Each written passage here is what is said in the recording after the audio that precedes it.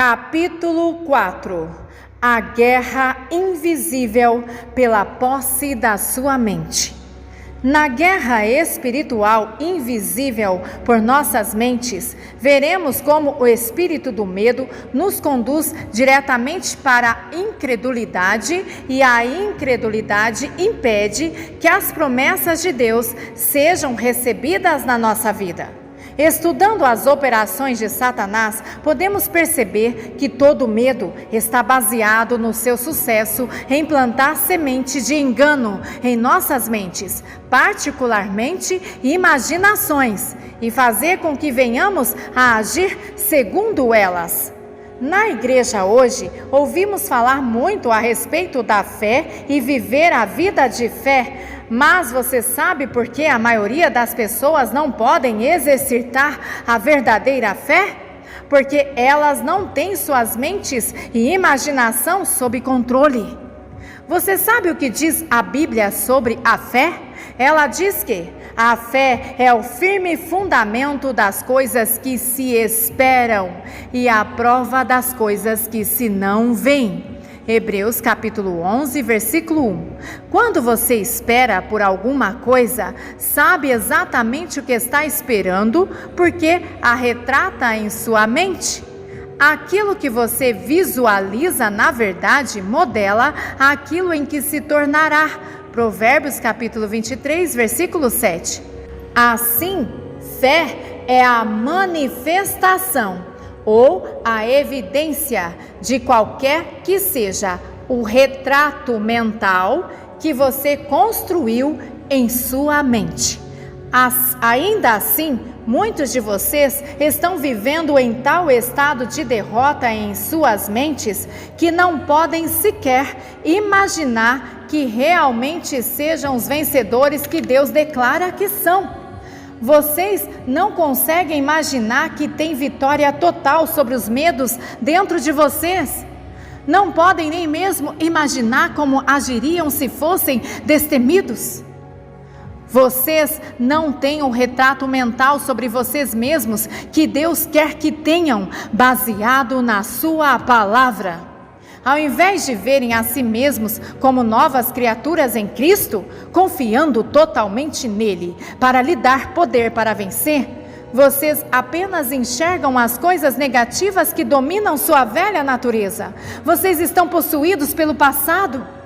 Com os olhos mentais, vocês veem uma vida inteira de fracasso baseados em medos que continuam aflorando em sua imaginação na medida em que se rendem a eles e se alimentam deles. Eu não creio que exista alguém lendo este livro, ouvindo, que nunca tenha sido atacado pelo medo em sua imaginação. Por exemplo, desde a mais tenra idade, somos programados pelo diabo a esperar ver-nos com uma saúde precária na velhice. Em nossa imaginação, simplesmente sabemos que terminaremos por ter artrite. A expectativa é que nossas juntas se tornem rígidas, nossas mentes confusas e nossa audição enfraquecida. As pessoas estão constantemente repetindo para mim: esta enfermidade ocorre em minha família, o meu pai sofreu deste mal durante toda a vida e agora eu adquiri, sempre soube que o teria. De onde eles tiram uma imaginação desta natureza? Não do Espírito de Deus. Eles todos têm sido abastecidos pelo medo. Eis porque o Espírito de Deus disse especificamente a Paulo que devemos nos levantar e expulsar toda a imaginação vã e ilícita que nos ataca. 2 Coríntios capítulo 10, versículo 5. Nossa imaginação é a primeira fortaleza que devemos trazer sob o controle se quisermos derrotar totalmente o medo. Você sabia que a maior parte das pessoas que cometem adultério o imagina em primeiro lugar?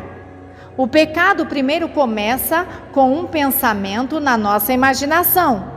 O mesmo ocorre com o medo. O medo primeiramente começa com um pensamento do inimigo. Se deixarmos de repreendê-lo, de repente nos veremos sendo governados por ele. Para ilustrar esta afirmação, vamos ver um típico exemplo de como isto está operando na igreja. Imagine que você se reuniu a uma nova congregação e está ávido por começar a participar dos seus estudos bíblicos das noites das quartas-feiras. Porém, quando a primeira noite de quarta-feira se aproxima, o tempo se apresenta frio e chuvoso. O espírito do medo sussurra, espicaça a sua mente e diz: é melhor que você não saia esta noite. O tempo está horrível e você acabará ficando doente. Você aceita, recebe este pensamento e o estimula com a sua imaginação. Está certo, você diz a si mesmo. Eu sempre fico doente quando saio com um tempo destes. Se eu apanhar um resfriado desta vez, sei que terei uma pneumonia. É melhor fazer o que é mais seguro e ficar em casa somente esta vez. Portanto, você age sobre a semente de medo lançada pelo inimigo e fica em casa. Certo, você não apanha um resfriado, mas algo perigoso e enganoso aconteceu. Você agora está convencido que permaneceu com saúde, não porque Deus o tem protegido, e sim porque se manteve em casa, longe da chuva. Na quarta-feira seguinte, o tempo continua gelado e chuvoso e assim você fica em casa novamente, infrutífero para Deus, porque está encerrado no medo de apanhar um resfriado. Você começou a formar o hábito de obedecer ao medo em lugar de obedecer a Deus. Como o apóstolo Pedro nos alerta, de quem alguém é vencido, de tal faz-se também servo. 2 Pedro capítulo 2, versículo 19. Você se tornou escravo do medo. Então, um dia, alguém diz a você que seria muito mais agradável a Deus se você agisse em fé e fosse àquele estudo bíblico com chuva ou sem chuva. Mas agora você tem medo, até mesmo de dirigir na chuva. Satanás avançou para o próximo estágio a fim de induzi-lo à escravidão, porque agora você não consegue nem mais crer que Deus olhará por você. Disto podemos ver que todo medo é o primeiro passo para a descrença. É revoltante perceber como isto segue o mesmo processo que Satanás foi bem-sucedido em infundir nas mentes dos filhos de Israel, a mesma tática que provocou o fracasso deles em entrar na terra prometida por Deus. Vejamos o que aconteceu. No livro de Números, lemos como, depois de anos vagueando pelo deserto, os filhos de Israel chegaram finalmente à entrada da terra prometida.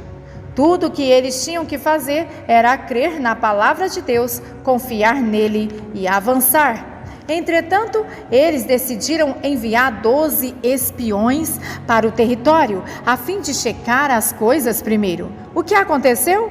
10 dos 12 espiões desobedeceram a Deus, tirando os seus olhos dele e de suas promessas e, ao contrário, os focalizando sobre os inimigos.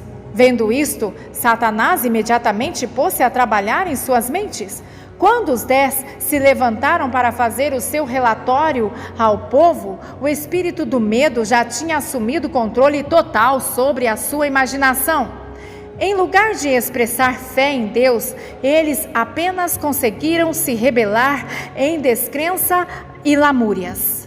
A terra, pelo meio da qual passamos a espiar, é terra que consome os seus moradores, e todo o povo que vimos no meio dela são homens de grande estatura, e também vimos ali gigantes, e éramos aos nossos olhos como gafanhotos, e assim também éramos aos seus olhos. Números 13, versículos 32 e 33.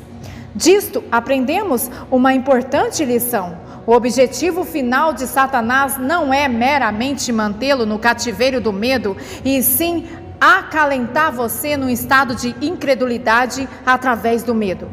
E a incredulidade sempre conduz à rebelião contra a palavra de Deus.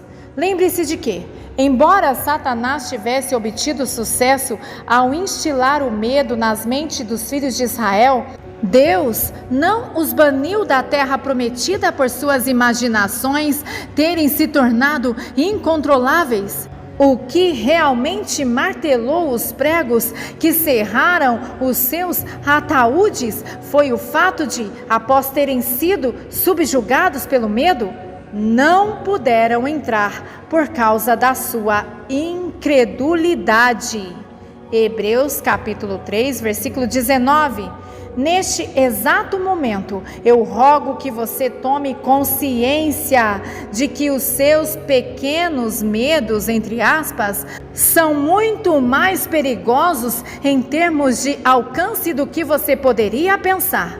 Ao final, cada um deles conduzirá à incredulidade e a uma perigosa negação de Deus e sua palavra, o que é considerado aos seus olhos como rebelião. Por favor, rogo que você enfrente esta questão hoje. Quem tem o controle dos meus pensamentos e minha imaginação? Satanás ou Deus? Subtítulo: Não olhe para trás. Infelizmente, aquilo que aconteceu aos filhos de Israel não foi um incidente isolado. Eu vejo as mesmas táticas de medo de Satanás ganhando raízes nas suas imaginações de incontáveis cristãos dia após dia. Apenas há algumas semanas, uma bela jovem senhora disse: "Por favor, ore por minha mãe. Ela teve câncer há vários anos atrás e ela simplesmente sabe que ele está voltando." Ela foi ao médico? Não, ela está deprimida demais para ir porque tem certeza de que isso vai acabar com ela desta vez. Que tragédia! Eis aí uma talentosa mulher vivendo em secreto terror, trancada em sua casa, presa em tormentos, porque Satanás a convenceu de que tudo o que tem a fazer é se preparar para morrer. Em seguida, ele ataca através de autocondenação, culpa e amargura. A raiva de si mesmo e o ressentimento vêm a seguir, todos os companheiros próximos do medo. Veja que o espírito do medo normalmente não opera sozinho. Os exércitos de Satanás são altamente organizados e os espíritos malignos cooperam intimamente uns com os outros, a fim de manter o controle da mente. Assim, um ponto de apoio para o medo começa a fazer parte de uma fortaleza, a fortaleza que abriga a culpa, o isolamento, falta de perdão, confusão e mais medo. Os tormentos aumentam na medida em que a vítima clama: o que há de errado comigo? Por que Deus não me liberta? Bem, o que está errado? Uma amiga acertou no problema com precisão quando disse: "Eu não sei por que eu estou com medo, mas eu sempre tive medo." Exatamente. Todos os medos são baseados no passado. Todo medo depende de você olhar para trás para alguma coisa que lhe aconteceu no passado, mesmo que tenha sido apenas há 1 hora atrás. Jesus disse: "Se os teus olhos forem bons, todo o teu corpo terá luz." Mateus capítulo 6, versículo 22. Não existe maneira pela qual qualquer medo possa pairar nos recessos mais escuros da sua mente quando seus olhos estão objetivamente postos no seu Senhor e em sua palavra. Você tem medo hoje porque mantém os seus olhos grudados no lugar errado. Você vem sendo governado pelo que já foi. Pense nisto. Aponte os seus próprios medos. Quando você os experimentou pela primeira vez? Na infância? Depois de um incidente de automóvel? Quando seus pais se divorciaram? A primeira vez que bateram a porta no seu rosto? Qualquer que tenha sido a ocasião, este incidente ou incidentes, foram um ponto de entrada para que Satanás pudesse plantar sementes de culpa e medo em sua velha natureza, e você ficou entalado ali. Você começa a falar consigo mesmo, levando-se a crer que todos os sofrimentos e medos do passado ainda são reais. Você os mantém vivos através de falar consigo mesmo. Não se engane, as palavras são poderosas. Mesmo as palavras impronunciadas que você fala nas conversas consigo mesmo têm um dramático efeito em todo o seu ser. Através da sua conversa consigo mesmo, você pode levar a si mesmo a cooperar com o espírito do medo, permanecendo amarrado a ele. Se eu me aproximar de alguém, esta pessoa vai simplesmente me usar, portanto é melhor me manter à distância, você diz. E assim você jamais se torna íntimo de alguém, nem mesmo de Deus. Eu nunca vou me casar, eu não posso suportar todas aquelas brigas, odeio religião. Quando era criança, meus amigos me arrastaram a uma igreja e eu nunca mais irei a uma novamente. Jamais poderei ofertar, eu sempre fui pobre. O que você está realmente dizendo com tudo isto é: eu não creio realmente que seja uma nova criação em Cristo Jesus. Eu tenho medo de me soltar, eu tenho medo de me render inteiramente ao Senhor, eu tenho medo de confiar nele para remodelar a minha vida. Eu vou simplesmente continuar sendo como eu sou.